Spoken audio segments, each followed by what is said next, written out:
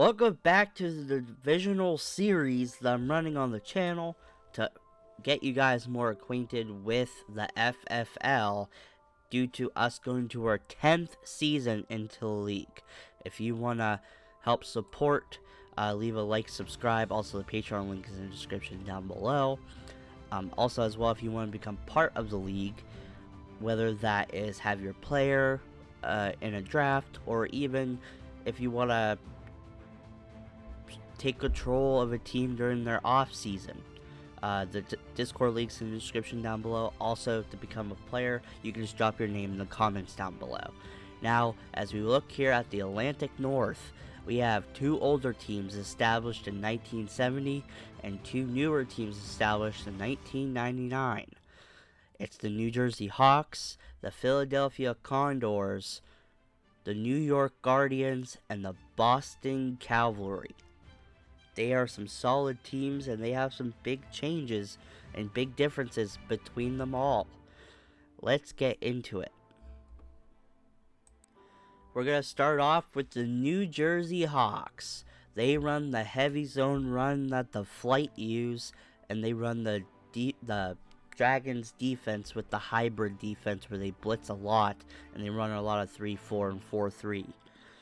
Their best player in offense is the new rookie Daniel Turner, who's a playmaker at wide receiver, and their best defensive player is Von Bruce, who's one of the best coverage linebackers in the league, even though he has less than average size and less than average speed.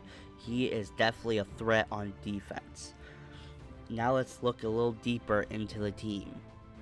The New Jersey Hawks are overshadowed by the Guardians in New York. They have Mike Fine, the former rookie quarterback for the Flight, then for the Dragons, and now for the Hawks. He hasn't had a real shot until New Jersey traded for him. They are building a good offense around him, especially their O-line. With rookie star receiver Turner, they are looking to pick up a good O-line like the Sailors did for Tempest back in the day. They also have an underrated linebacking core with one of the best in Von Bruce. They're being more aggressive like the Dragons and the Wolves have done. They want to be better than the Guardians. Will it work? Only time will tell, especially due to the fact that they are a team that is buying as well. And like I said, in Season 11, before Season 11 starts, there's going to be a massive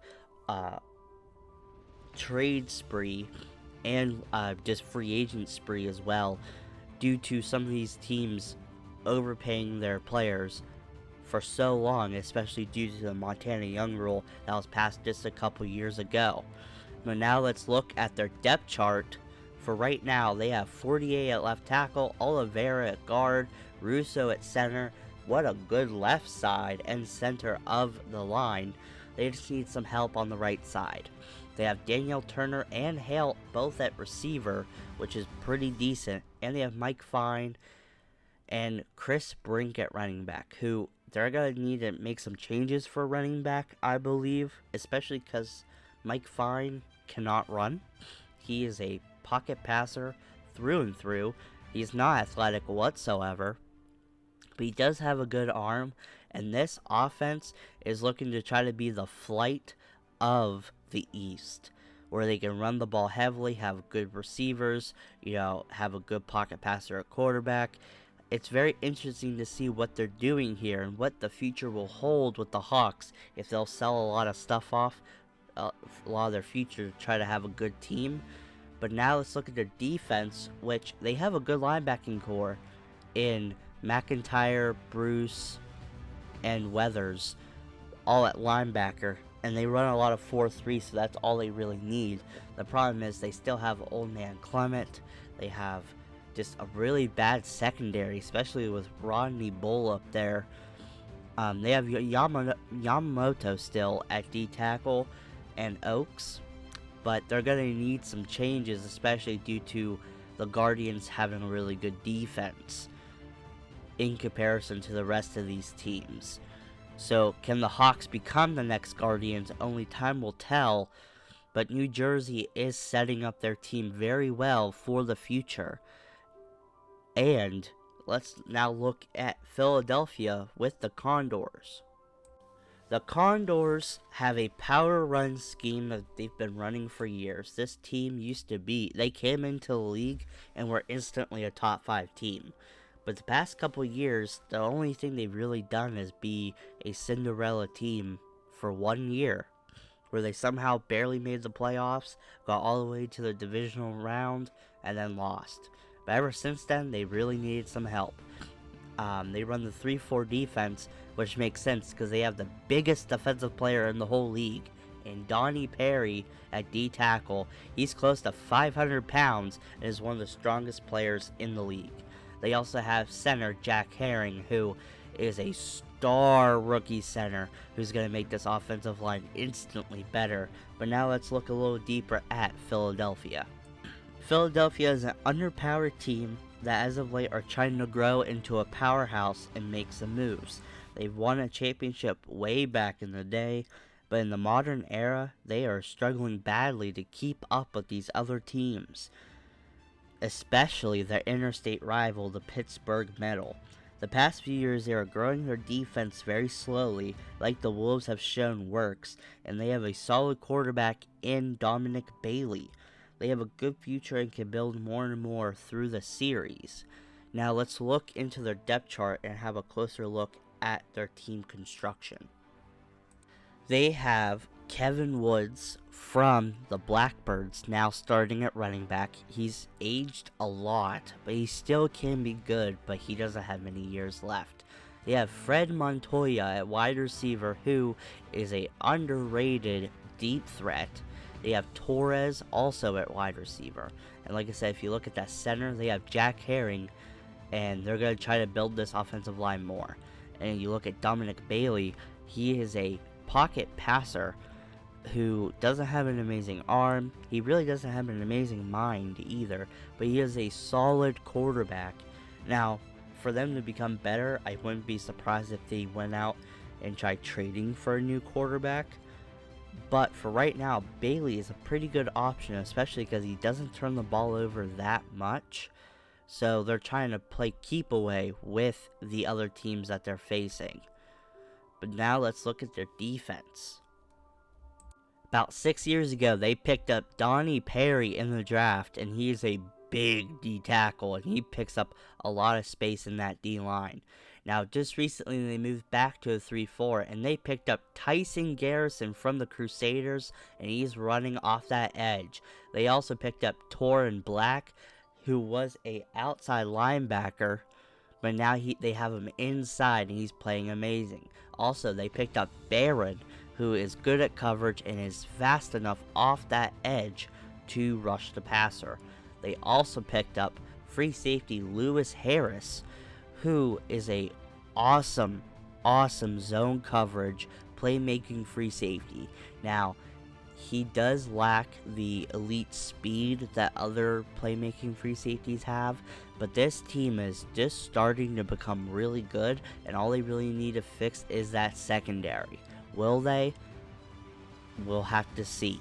But now, let's travel to New York and look at the Guardians. They were established in 1970. Their best player on offense is quarterback, future Hall of Famer Ryan Humes.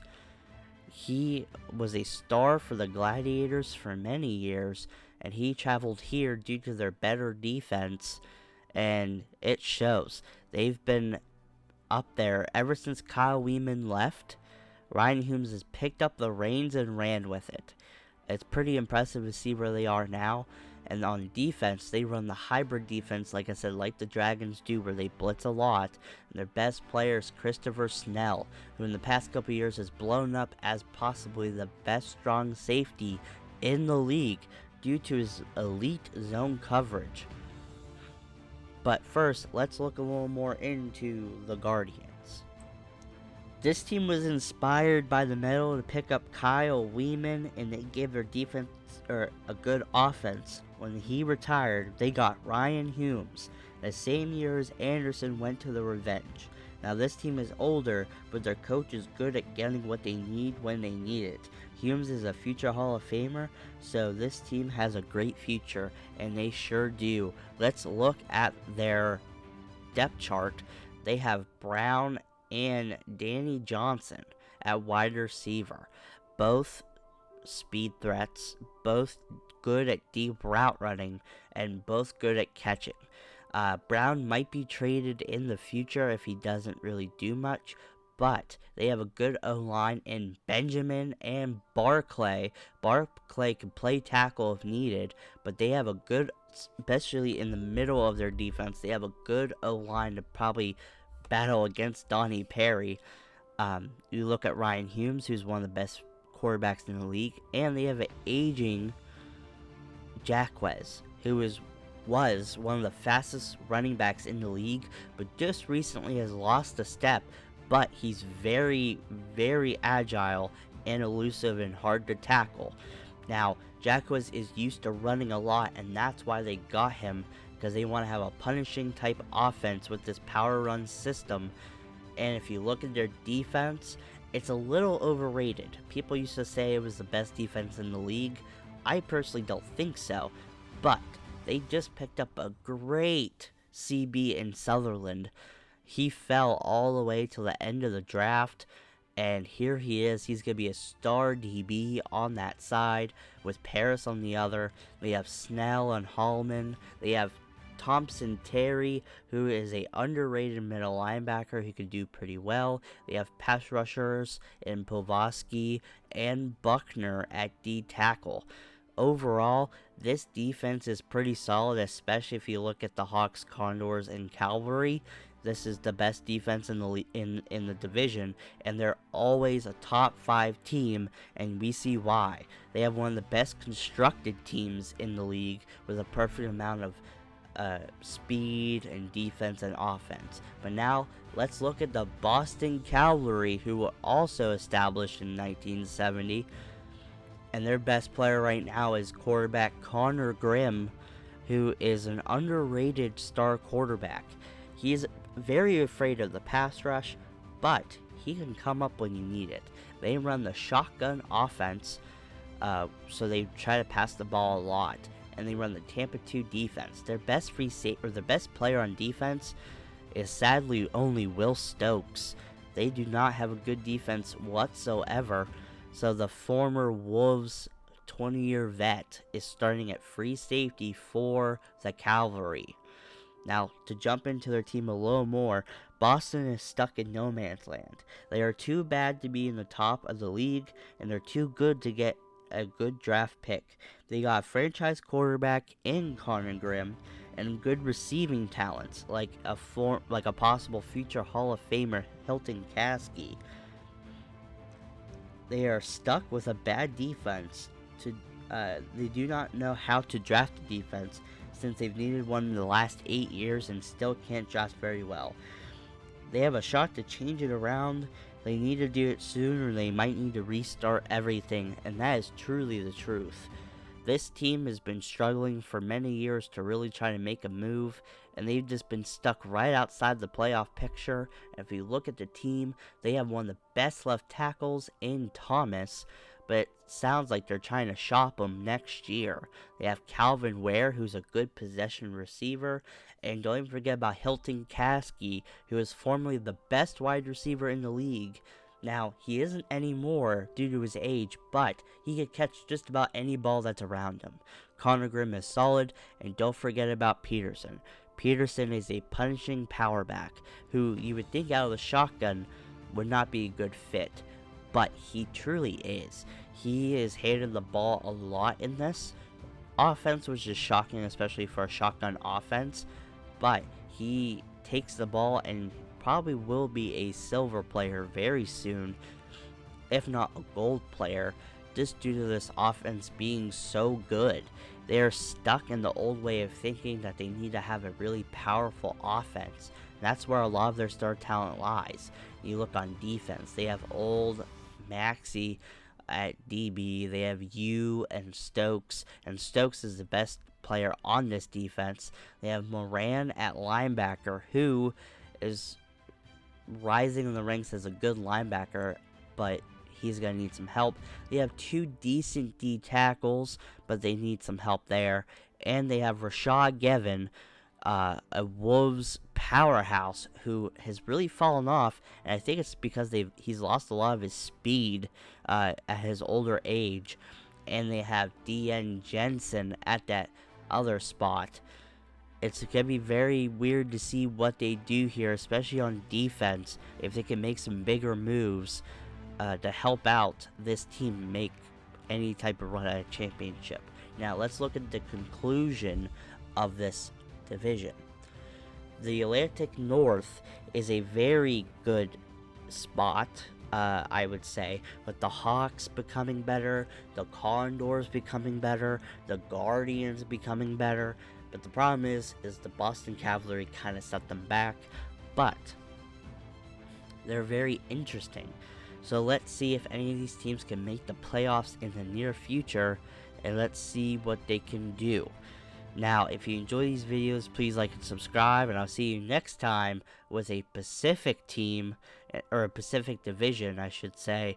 And I believe it will be the last division we look through until Season 10 starts, and that's going to be our division, the Pacific Central. See you guys next time. Peace.